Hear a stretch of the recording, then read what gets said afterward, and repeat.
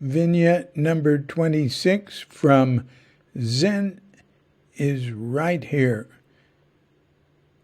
Teaching stories and anecdotes of Shunryu Suzuki.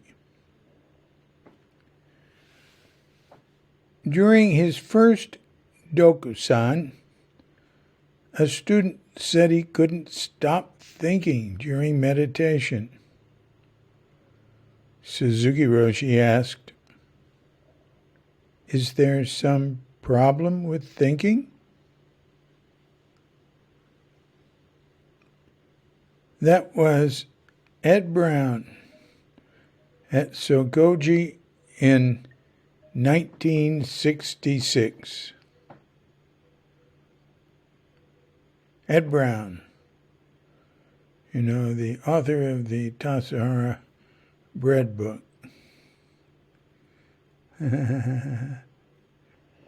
We had a nice phone chat with him here not long ago.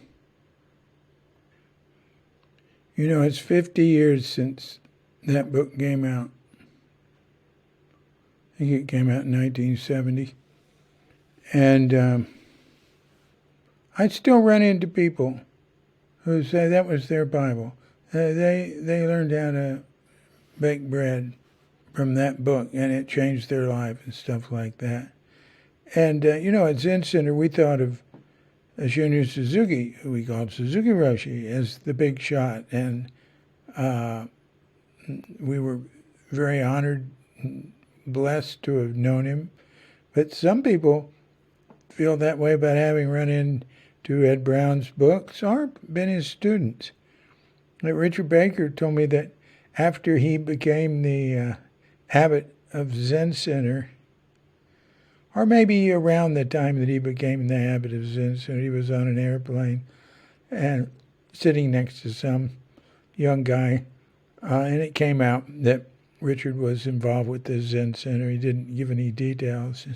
The guy said, "Oh, you're from the Zen Center?" He said, "You know Tassajara?" He said, "Yeah." He said, "Do you know?" And of course, Richard was assuming he'd say Suzuki or something. He said, "Do you know Ed Brown?" And you'd run into that. That was great. And I was working with Ed in the kitchen, and, I baked bread some then too. And, but, he was devoted to it. I had fun with it. And, I got waylaid over to the dining room. It's just as famous as the Zen teaching that's come out of there, I swear. Anyway, just a bit on this thinking thing. Now, during his first dokusan, that was his question. Dokusan, is the private meeting with the teacher. The word that's used in Soto Zen, Rinzai Zen says Sanzen. It's very common for people to think of meditation as that they're supposed to stop thinking. And, that would be nice if you can do that. And, it's not impossible that can happen. That's a transcendent experience for sure. And you're going to have that experience on certain types of entheogens, or just in daily life sometimes. Children have it, where your thinking might be suspended for a while or something. But anyway, in meditation, that is not what you're doing. You're just sitting there and watching.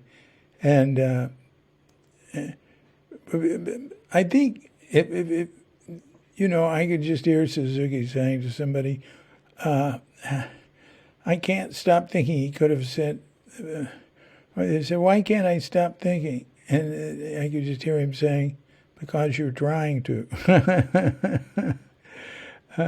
Sitting Zazen, first and foremost, is just sitting, just being there, just having a time, start having a period where you're not producing something, you're not doing something, there's no goal, there's no, you're just sitting there being and breathing and not even thinking about what you're doing.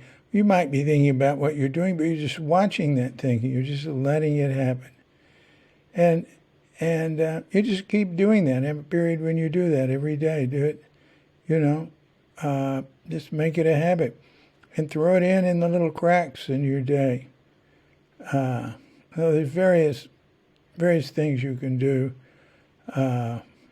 Little mantras and following your feet or whatever, whatever you want. In time,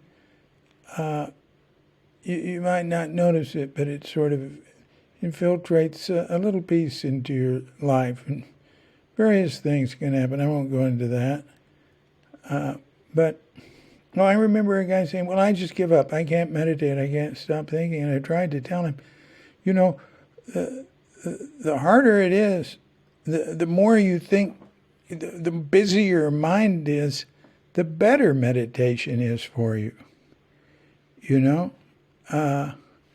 But, I just couldn't convince him that that wasn't a problem. That wasn't an obstacle. There's no obstacle to meditation. It's just whatever you are, you're just sitting there.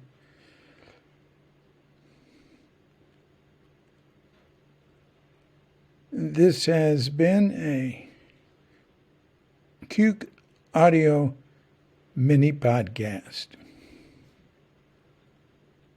I'm your host, DC, Poobah of Cuke Audio and Cuke Archives, coming to you from Sleepy Sanur with Doggett Bandita and Feline Cuchita, and soon, I hope, with dear lovely Katrinka.